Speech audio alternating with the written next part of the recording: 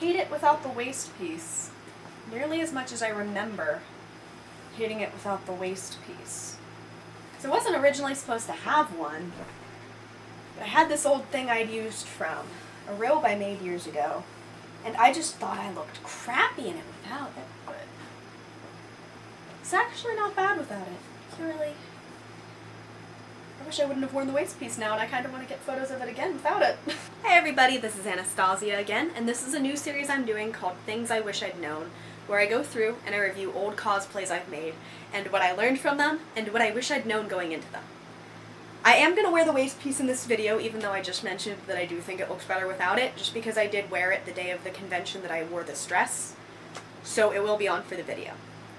I also don't have a wig for this because at the time my hair was the same color and length as Cinder's was in the show, which was a huge part of the reason why I chose the character, because at the time I still had a weird thing about wigs and I wasn't too sure about them, so I opted not to wear one for that convention. I do use wigs now, however, and I strongly encourage everybody to use them, just because it does make your cosplay look a little bit more put together than your natural hair does. But moving on, the thing I wish I'd known about Cinder is that with open back cosplays, you can't wear a bra. And being stuck in a convention center all day without a bra really, really sucks. The second thing I wish I'd known about Cinder was fabric choice. I didn't take it into account quite the way I probably should have. I chose a fabric that doesn't have a lot of give, and I don't know if you noticed, but the sleeves are kind of wrong because she's supposed to have fitted sleeves. Well, I wasn't very smart when I chose this fabric. I just had red fabric around the house, thought, hey, I'm gonna do Cinder anyways, I can reuse this. Not thinking it's not a stretch fabric, so those fitted sleeves I was supposed to do just sort of didn't happen, and I ended up having to improv bell sleeves at the last minute. The other thing I really wish I'd known was the difference between fabric paint and acrylic paint. All the paint on this is acrylic paint that I did with an eyeliner brush. Because I didn't have a paintbrush and I didn't realize it till I was too far into it to go and get one.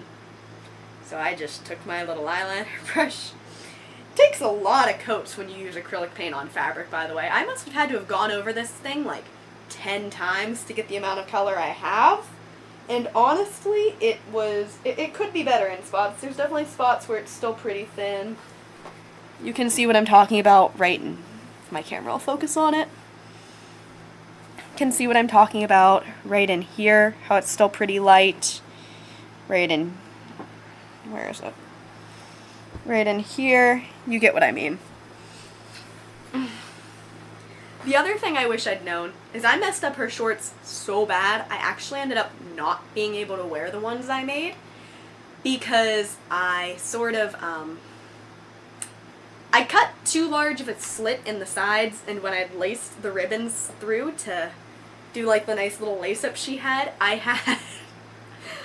had chub bulges poking out between them. It was quite unsightly, so I opted just to improv a pair of plain black shorts I owned instead, which I also have on for the sake of this video. All in all, it's not as bad as I remember it being, but it definitely could be a lot better. There's a lot I learned from it, and there's a lot I wish I'd known at the time. But all in all, I think I did halfway decent, considering it was only my second cosplay, third cosplay, something like that. Anyway, that's all for now. Bye.